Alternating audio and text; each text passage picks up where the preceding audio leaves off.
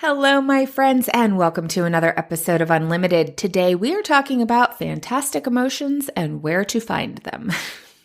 And yes, I am a nerd. No, we are not going to be talking about Harry Potter. I use this as just a fun little analogy because so often we experience our emotions and other people's emotions kind of like fantastic beasts. Whether they are magical unicorn beasts that we would like more of in our life, or whether they are dangerous hydras that we do not want to encounter. However we experience them, the big challenge is that we aren't taught to understand our emotions. And while there is a great deal more conversation around emotions, especially for parents, because of the idea of supporting emotional intelligence in children, when I looked on Instagram to see, what are people talking about, almost all of the things that popped up, not all of them, but a lot of them were for parents related to children. And the reason why that's coming up is because most of us as adults didn't learn this. This wasn't something that was commonly taught. And so that lack of understanding can make them feel elusive. Not because they aren't there, but because we don't have the language to express them. Now, if you're looking at any of the things that come up when you look up emotional intelligence or emotional awareness or anything like that, you will find a lot of definitions of emotions, how to communicate emotions, how to express emotions. So that's what we're going to talk about in this episode is mostly identifying the emotions, where to find the emotions, not again because they aren't there, but because we don't know how to express them well. It's not something that comes very naturally because we haven't been taught, that hasn't been part of our cultural dynamic to communicate about emotions, whether it is through words or through our bodies or anything like that. So what happens when we don't have a way of communicating, we don't have a language, and I do want to emphasize, as I just said, it's not necessarily about words, it's about communication, some sort of language to communicate and understand each other related to emotions. Instead, we have this don't have emotions, right? Those are too much, those are not good or whatever. There's just a lot of oh, you're too emotional in this society because of dominant power structures. We're not going to go into that, but just acknowledging it. But when we don't have a language, it becomes intangible. We don't have a way of communicating about it, either to ourselves internally, to understand it, to see it, to articulate it, let alone in a way that it can be communicated to other people and articulated in a way that is understandable to other people. So we have this disconnect. And then, especially since we live in a society that's dominated by judgment versus curiosity, we don't really ask questions about it. That disconnect gets exacerbated because instead of asking questions, we make assumptions. And if you listened to my episode, Break Free from Assumptions and Misaligned Rules, I talk a lot about those dynamics of assumptions. And they apply even more strongly here when we don't have a language to understand our own emotions or communicate them to others. Because what happens is it leads us to second guess ourselves when they are not the same, when someone else has an emotion that doesn't relate to our understanding, because that assumption is that everyone experiences life and their emotions the way I do in these contexts. Just like, everybody has the same values that I do, which obviously isn't true, but the experience of it is not the same. And when emotions are at play, it's different than the cognition around it. So we second guess ourselves, and that makes other people's emotional experiences, especially when they're different from ours, feel threatening. We discount our emotions. We discount others' emotions. We focus on trying to control emotions versus caring for them, like I talked about in my last episode on deep self-care to shift habits. So all of these are really important reasons why we need to understand how to find our emotions and bring them forward and articulate them. And then the next episode, I'm going to talk about what to do with them once you found them. So we're going to touch a little bit on that in this episode just because we can't help it, but we're going to dig more into it in the next episode just so you can keep your ear open for that. So some of what we are going to talk about in this episode include emotional intelligence versus emotional awareness versus emotional literacy, expanding emotional awareness, developing your emotional language, understanding emotional expression, noticing trigger patterns, and separating experience from identity. We've got a lot to cover, obviously, in this episode, so without further ado, let's get started. Hey there, I'm Valerie Friedlander, Certified Life Business Alignment Coach, and this is Unlimited. This podcast bridges the individual and the societal, scientific and spiritual, positive and negative, nerdy and no, there's just a lot of nerdy. Come on board and let's unlock a life that's as badass as you are.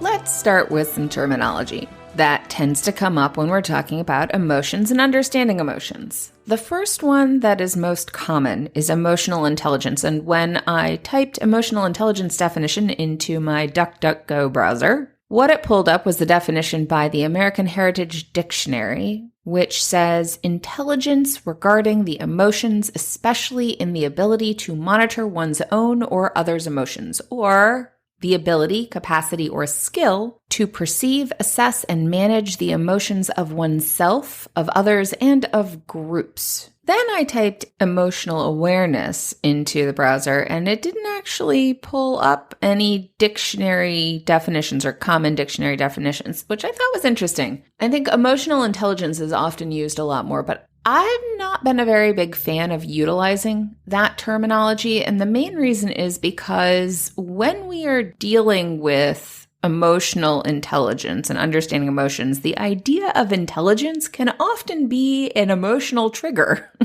because we live in a society that's dominated by fixed mindset, which means, oh, if you're not intelligent, then you're stupid. And that's triggering because nobody wants to be stupid. Now, that gets into a whole nother thing about identity and stuff that we're going to touch on later, but I did want to bring that forward as one of the reasons why I don't tend to like to use the term emotional intelligence, because some of the people who most need the support and work around emotional understanding are triggered by the terminology of emotional intelligence. So when I did dig into emotional awareness, I found a site that I appreciated how it kind of articulated the emotional awareness piece, and it is eqi.org. I'll have links in the show notes to all of this stuff as usual. What that site said is the definition of emotional awareness is knowing when feelings are present in ourselves and others.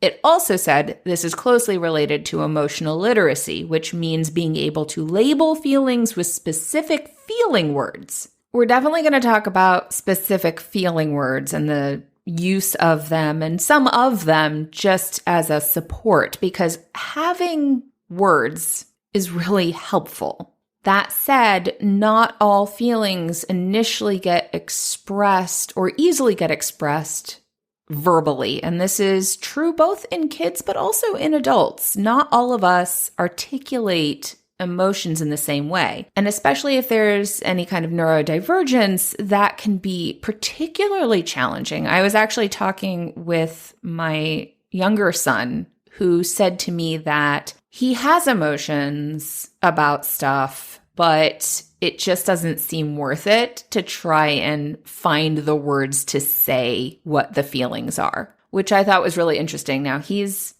8.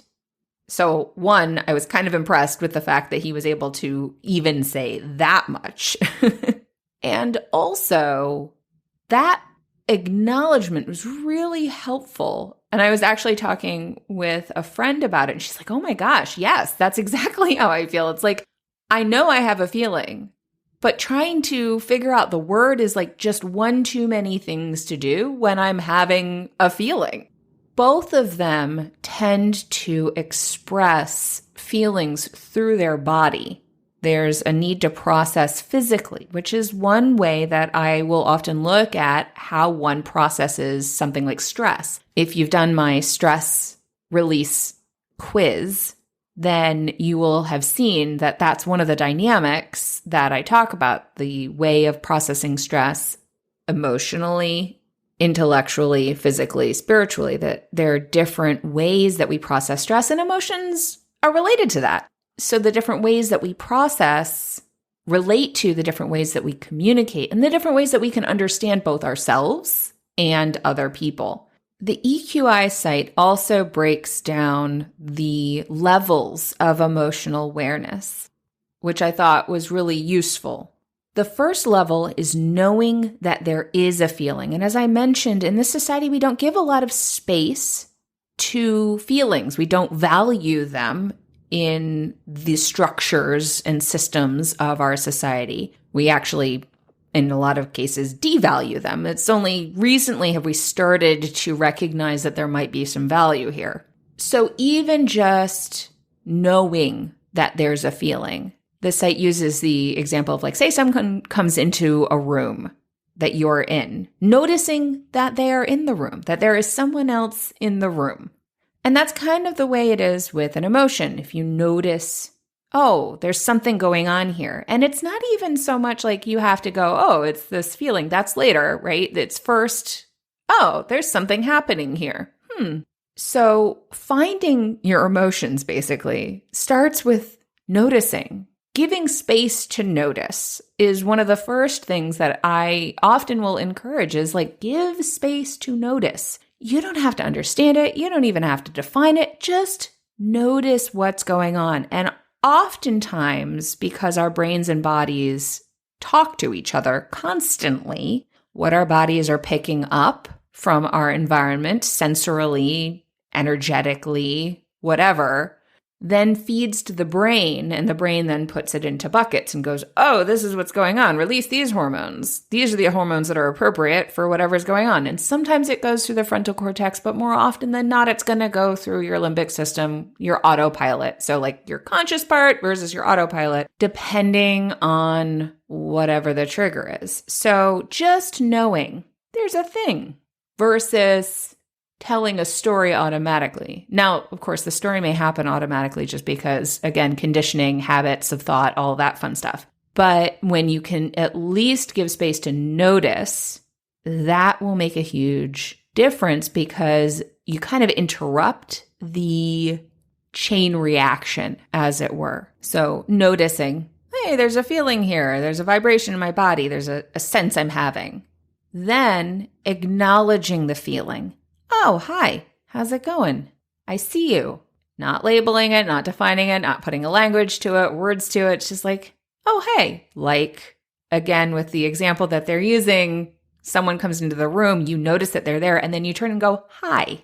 Now, maybe it's someone you don't like, and you're like, ooh. Maybe it's someone you're excited to see, and you're like, yay, whatever. We're not there yet. It's like really slowing down this process, which again can be hard to do in the moment. The process is likely just going to unfold. And if you can give the space to observe, this is where mindfulness comes in. Give the space to observe that there's a thing happening and it's emotions. I know I'm saying this like really weird, but it's still, I don't know, sometimes bringing humor to it, I find can make it a little bit more, I don't know, interesting, less heavy, more engaging, less scary, whatever, to show up to this dynamic. So, hey, there's a feeling. Hi, feeling. Then identifying the feeling, giving it a name. And so this is where we tap into having words for the feeling. And it doesn't have to be standard words. It could be other words, whatever works for you. But having a language, having words, even if words don't fit for you, maybe it's an acknowledgement of a movement, right? There's a body movement. There's a thing happening. For me personally, I do like words. I find that naming things has power. It's one of the reasons I'm a word nerd, right? I like to give things names and understand what I'm saying because there's power in words. Words are symbols that articulate something both to ourselves and to other people. I often think of the book by Madeleine L'Engle, A Wind in the Door, which is the sequel to A Wrinkle in Time, if you're familiar with that, where the power is in naming. And I love how that book explores the understanding of the importance of a name. And a lot of cultures have that as something that is important, that is valued. So naming your feelings. Again, it could be English words, or maybe there are words in other languages. There's an expression. Maybe there's a movement that goes with that. If words are not fitting for you. Sometimes emotions are so big, there just isn't the word for it. Or maybe it's just, I don't have time to pull out my thesaurus, right? The EQI website does have a feelings list, which they say is the world's longest list of feeling words or emotion words or words that describe feelings.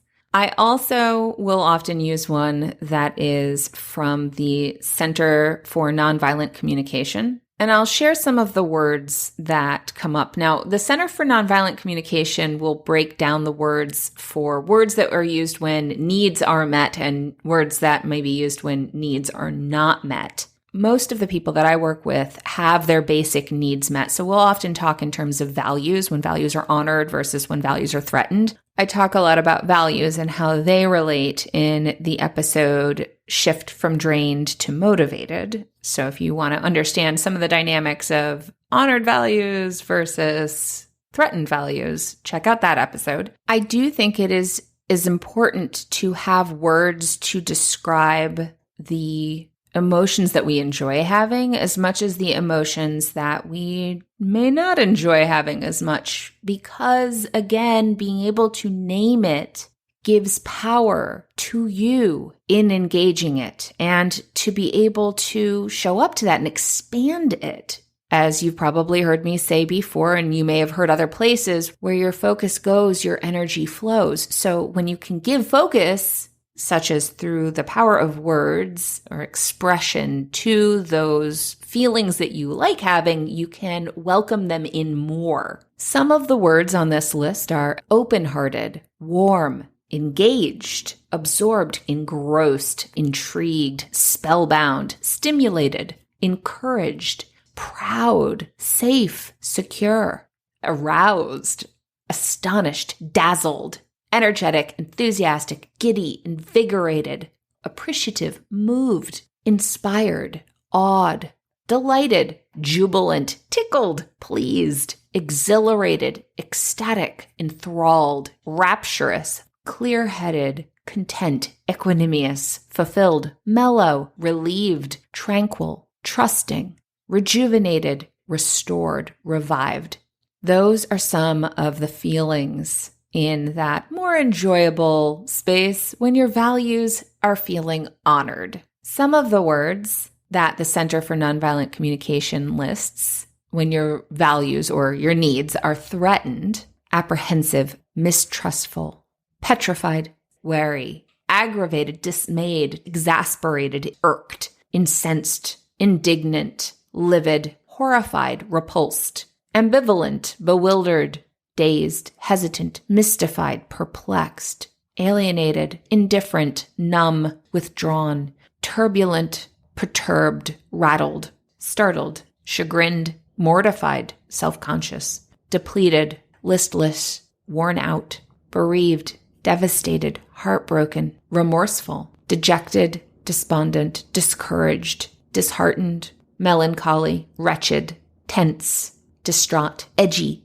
jittery, vulnerable, guarded, fragile, leery, shaky, envious, wistful, nostalgic. Those are some of the words, and I intentionally picked words to share that might be ones that we don't often think of, just to kind of give you a range of ideas of things that are out there for you to utilize that may speak more to your condition than other words. Oftentimes we go to the most used word, but sometimes we're experiencing something a little bit different. And so, hey, go to Google, pull up a thesaurus, go look at ways to express what you're trying to say, and not necessarily say to somebody else, but say to yourself, to acknowledge you and what's going on inside of you. So going back to those levels of emotional awareness, knowing that there's a feeling, acknowledging the feeling, identifying the feeling with that name, and then accepting the feeling. You don't have to like the feeling, and it's still there. It still exists. Not accepting the feeling is one way that we perpetuate the feeling, that we disempower ourselves in the engagement that we have with the feeling and whatever triggered that feeling. Acceptance doesn't mean saying that whatever is happening or whatever triggered the feeling is okay or acceptable. It's that the feeling that it triggered is accepted because that feeling is inside of you. So when you're like, I don't accept that feeling, in some ways you're rejecting a part of yourself. Not to say that the feeling is part of your identity, which is another place where we get confused, where we conflate, I have this feeling, therefore I am. It's simply accepting that this has come up for you, that this is the experience of the situation that you're having. It's not even saying that this experience that you're having is based in a real thing. It's simply, again, saying that this is your experience. The more you can accept your experience, the more room you have to accept other people's experience, which is really important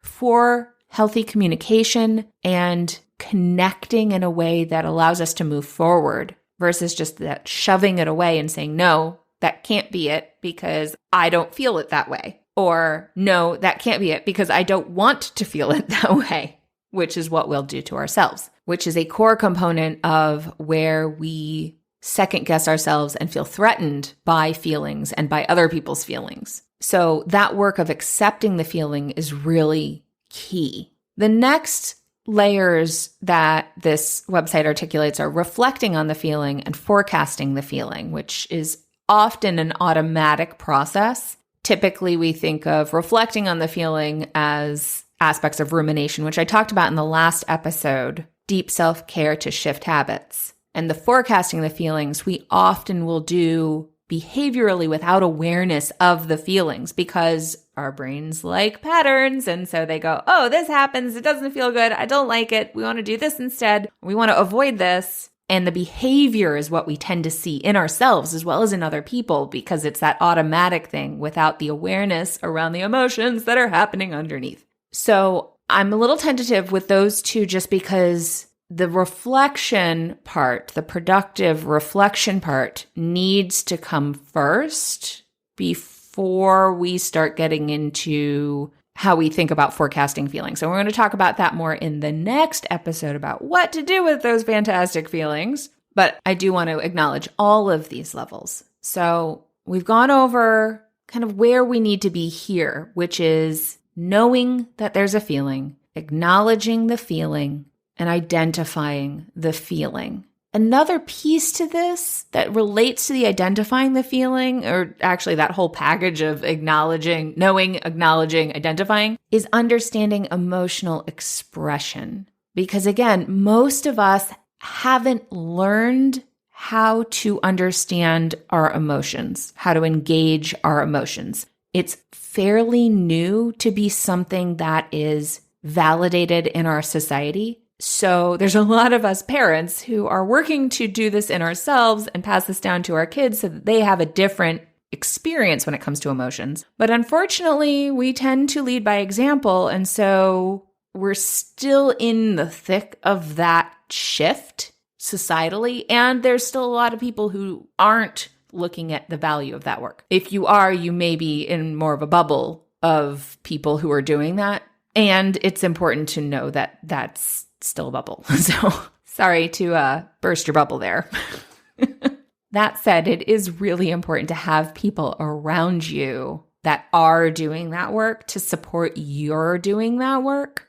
I do a lot of work around emotional understanding and emotional expression. I actually created a quiz that if you've been listening for a while, you may have come across. I talk about it in the Understanding Your Stress Language episode that's fairly early in the beginning episodes of the podcast, where I created a quiz that helps you understand your stress language in these 4 different aspects. It's a free quiz. You don't have to sign up for anything. You can go take it. I also have a little worksheet that breaks down those 4 expressions of emotion, or I say stress, but it's an emotional expression that break it down both for how that shows up for you, but also how it shows up for other people. Because just like with love languages, it's really easy, as I mentioned before, to make assumptions that other people express and or experience emotions the same way that we do. And that's just not the case. We often have different expressions, just like my son and